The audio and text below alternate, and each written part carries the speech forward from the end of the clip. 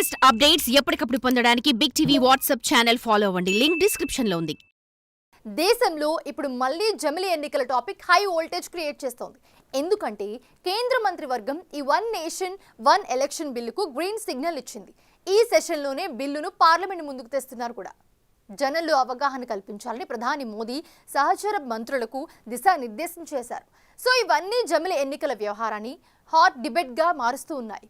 ఇంతకీ one nation one election సాధ్యమేనా? అడ్డంకులుండవా?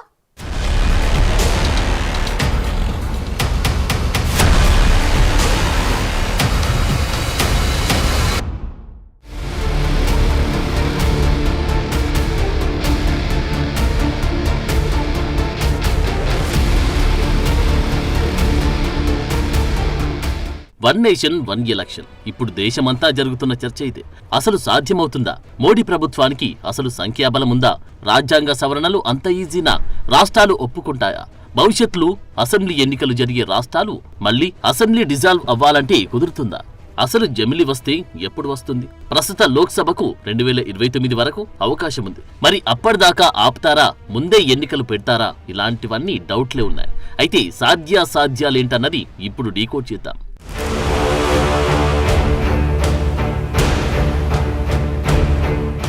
లోక్సభ, రాష్ట్రాల అసెంబ్లీల కాల వ్యవధిని ఏకకాలంలో చేసేలా ఒకటి ఢిల్లీ సహా ఇతర కేంద్రపాలిత ప్రాంతాల అసెంబ్లీలకు ఒకే విధమైన సవరణలు చేసేందుకు వీలుగా 1-2 బిల్లులు ప్రవేశపెట్టేందుకు కేంద్ర మంత్రివర్గం ఈ నెల 12న ఆమోదం తెలిపింది.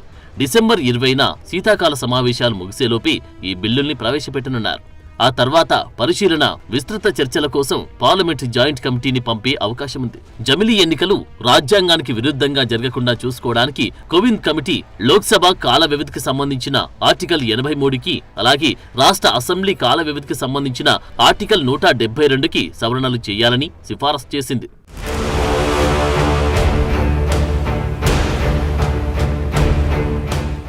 వన్ నేషన్ వన్ ఎలక్షన్ రియాలిటీలోకి రావాలంటే 3 బిల్లులు ఉండాలి. కేబినెట్ ఆమోదం పొందిన ఈ బిల్లులో కేవలం 2 మాత్రమే పార్లమెంట్లో ప్రవేశపెట్టాలని భావిస్తున్నారు. ఆ 2 బిల్లులు లోక్సభ అలాగే రాష్ట్ర అసెంబ్లీలకు ఏకకాలంలో ఎన్నికలు నిర్వహించేలా రాజ్యాంగాన్ని సవరించాలని లక్ష్యంగా పెట్టుకున్నాయి.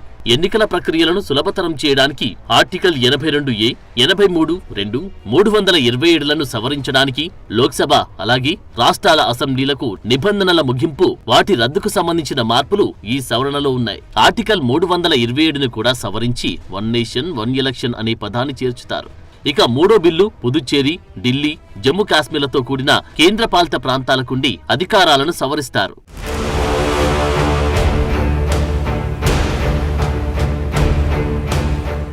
కోవింద్ నేతృత్వంలోని ప్యానెల్ చేసిన అసలు ప్రతిపాదన రాజ్యాంగంలోని కొత్త ఆర్టికల్ 324Aని చేర్చడం ద్వారా మున్సిపాలిటీలు మరియు పంచాయతీలతో సహా స్థానిక సంస్థలకు జమిలి విధానాన్ని అమలు చేయాలని లక్ష్యంగా పెట్టుకుంది. అయితే ఈ నిబంధనకు కనీసం సగం రాష్ట్ర అసెంబ్లీల ఆమోదం అవసరం కాబట్టి వాయిదా వేశారు.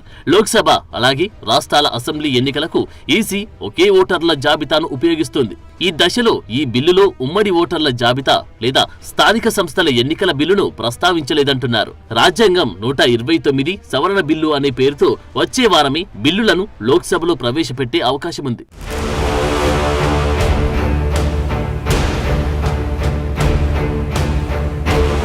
కేంద్రపాలిత ప్రాంతాల బిల్లుకు ఉభయ సభల్లో సాధారణ మెజార్టీ అవసరం కాగా, రాజ్యాంగ సవరణ బిల్లు ఆమోదం పొందాలంటే లోక్సభ అలాగే రాజ్యసభ రెండింటిలోనూ 3/2 మంది సభ్యుల మద్దతు అవసరం. లోక్సభలో ఎన్డీఏ ప్రస్తుత బలం 293, 542 మంది సభ్యులు, ఒక ఖాళీ స్థానంతో 3/2 మెజార్టీ మార్క్ 361 కంటే తక్కువగా ఉంది. ఇండియా కూటమికి 235 మంది ఎంపీల మద్దతుంది. అటు రాజ్యసభలో అధికార కూటమికి 122 మంది సభ్యులున్నారు. ప్రస్తుతం ఖాళీ అయిన స్థానాల ప్రక్రియ పూర్తయిన తర్వాత సంఖ్య పెరిగే ఛాన్స్ ఉంది. రాజ్యసభలో 3/2 మెజార్టీకి 162 ఓట్లు అవసరం. ఈ పరిస్థితుల్లో బిల్లులు ముందుకెళ్లడం కష్టంగానే ఉంది. ఎన్డీయేతర పార్టీలను ఒప్పించగలిగితేనే ముందడుగు పడే ఛాన్స్ ఉంది. సో ఈ బిల్లుకు రాజ్యసభలో గండమైతే పొంచి ఉంది.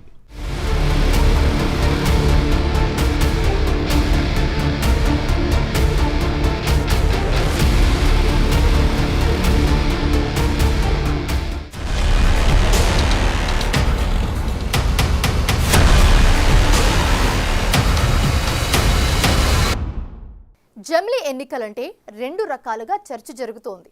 ఒకటి, ప్రభుత్వానికి ఖర్చు ఆదా, జనానికి మాటిమాటికి ఓటు వేసే పరిస్థితి తప్పుతుందని ఒకటి. జాతీయ సమస్యలే హైలైట్ అవుతాయి. చిన్న పార్టీలు, చిన్న రాష్ట్రాలు సంగతి ఏంటన్న ప్రశ్నలు వస్తూ ఉన్నాయి. ఇంతకీ కోవింద్ కమిటీ ఏం సిఫార్సు ఇచ్చింది? వచ్చే ఏడాది అసెంబ్లీ ఎన్నికలు జరగబోయే రాష్ట్రాల పరిస్థితి ఏంటి? అసెంబ్లీలు మధ్యలోని dissolve అవ్వాల్సిందేనా?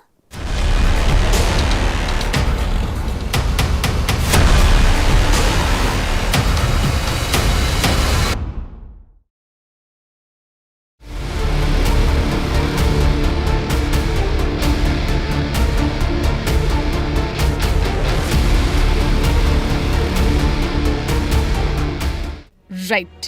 One nation one election అన్నది చాలా పెద్ద సబ్జెక్ట్. ఇందులో ఉపయోగాలున్నాయి, నష్టాలున్నాయన్న వాదనలు పెరుగుతున్నాయి.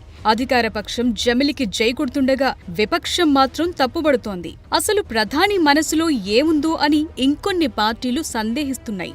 సో మొదటగా అధికార పక్షం చెప్తున్న ఉపయోగాలు చూద్దాం. ఒకేసారి ఎన్నికలు నిర్వహిస్తే ప్రజాధనం ఆదా అవుతుందని, ప్రభుత్వ ఖజానాకు మేలు జరుగుతుందంటున్నారు.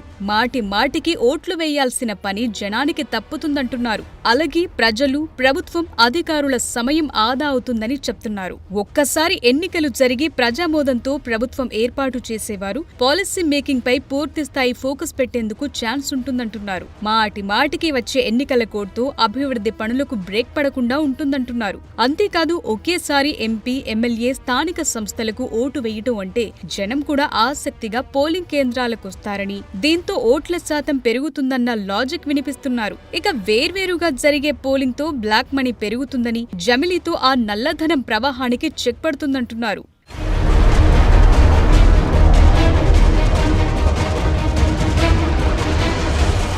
2023 సెప్టెంబర్ 2న కోవింద్ నేతృత్వంలో జమిలీపై కమిటీ వేసింది మోదీ సర్కార్. 191 రోజులు అందరితో కమిటీ సంప్రదింపులు జరిపింది. మార్చి 14న 18,626 పేజ్ల రిపోర్టును కోవింద్ కమిటీ రాష్ట్రపతికి సమర్పించింది. ఈ ప్రక్రియలో మొత్తం 62 పార్టీల అభిప్రాయం కోరింది కోవింద్ కమిటీ. ఇందులో 47 రాజకీయ పార్టీలు అభిప్రాయాలు చెప్పాయి.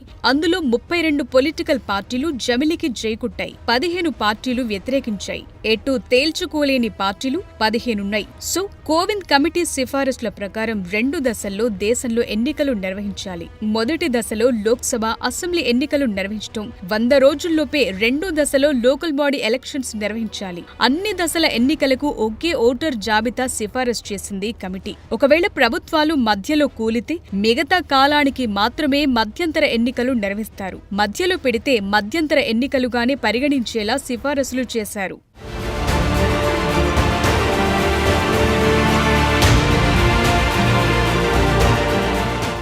ఇక జమిలీ ఎప్పటికి అమల్లోకొస్తుందన్నది ఉత్కంఠగా మారుతోంది. కొందరైతే 2027 అంటున్నారు. ఇంకొందరు లోక్సభ టర్మ్ 2029 దాకా ఉంది కాబట్టి అప్పుడే ఎన్నికలు జరుగుతాయని లెక్కలేసుకుంటున్నారు. సో ఈ రెండింట్లో ఏది నిజమైనా ఇప్పటి నుంచి జరగబోయే రాష్ట్రాల అసెంబ్లీ ఎన్నికల పరిస్థితి ఏంటన్నది కీలకంగా మారింది. ఒకవేళ ఎన్నికలు జరిగిన 2 ఏళ్లలోనే జమిలీ వస్తే ఆ శాసనసభలను డిజాల్వ్ చేసే అవకాశం ఉంటుందంటున్నారు. 2025లో జార్ఖండ్, ఢిల్లీ, బీహార్ అసెంబ్లీకి ఎన్నికలు జరగనున్నాయి.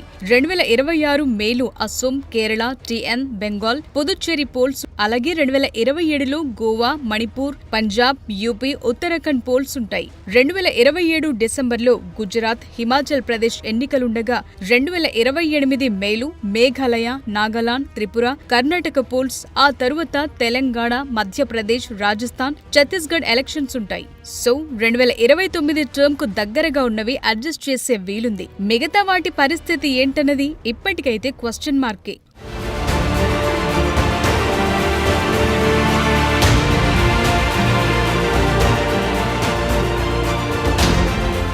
ఒకేసారి దేశమంతా ఎన్నికలంటే మాటలు కాదు. దీన్ని సరిగా నిర్వహించడానికి చాలా రోజుల ముందు నుంచి చాలా కసరత్తు చేయాల్సి ఉంటుంది. పెద్ద ఎత్తున ఈవీఎంలు, వీవీప్యాట్లు రెడీ చేయటం ముఖ్యం. జమిలీ పోలింగ్ కోసం చాలా మ్యాన్ పవర్ అవసరం. ఎన్నికల ఫలితాలు ఆలస్యమయ్యే ఛాన్స్ ఉందన్న వాదన ఉంది. చిన్న చిన్న ఎలక్షన్స్ కే హింస కట్టడి చేయలేని పరిస్థితులు కొన్ని రాష్ట్రాల్లో, ప్రాంతాల్లో ఉంటున్నాయి.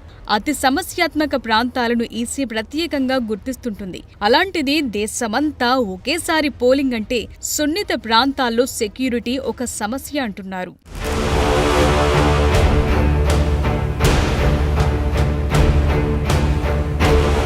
నిజానికి జమిలి వంటివి అధ్యక్ష తరహా పాలన సాగే అమెరికా వంటి దేశాలకు మాత్రమే ఒకే దేశం ఒకే ఎన్నిక విధానం పనికొస్తుందని కొందరు వాదిస్తున్నారు. అనేక జాతులు మతాల వారుండే భారత్కు ఇది పనికిరాదంటున్నారు.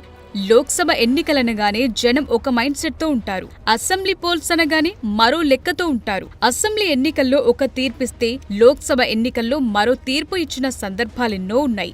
సో దీనిపై కొన్ని పార్టీలు ఆందోళన వ్యక్తం చేస్తున్నాయి. 2 చట్టసభలకు ముడివేయటం ఎంతవరకు కరెక్ట్ అని మరికొందరంటున్నారు. నిజానికి జమిలి ఎన్నికలు కొన్ని దేశాల్లోనే అమలవుతున్నాయి. వన్ నేషన్ వన్ ఎలక్షన్ పై పార్లమెంటరీ కమిటీ దక్షిణాఫ్రికాను ఉదాహరణగా చూపుతోంది. అక్కడ జాతీయ స్థానిక స్థానాల్లో ప్రతి 5 ఏళ్లకోసారి మాత్రమే ఎన్నికలు జరుగుతాయి. స్వీడన్లో కూడా ప్రతి 4 ఏళ్లకోసారి నిర్ణీత తేదీల్లో మాత్రమే ఎన్నికలు జరుగుతాయి. నేషనల్ లెజిస్లేచర్, ప్రావిన్షియల్ లెజిస్లేచర్, స్థానిక సంస్థలకు సెప్టెంబర్ 2వ ఆదివారం ఎన్నికలు జరుగుతాయి. బెల్జియం, నేపాల్లోనూ జమిలి ఎన్నికలు జరుగుతున్నాయి.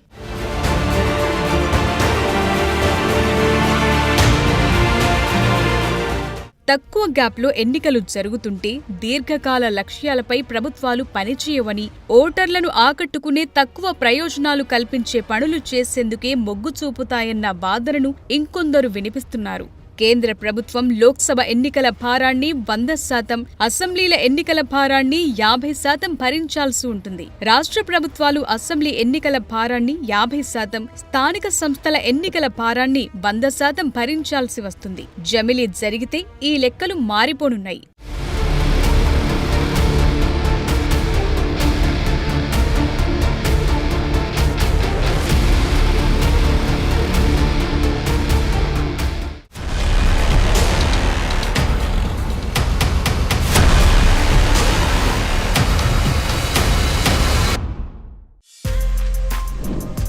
For more videos like this, subscribe Big TV channel.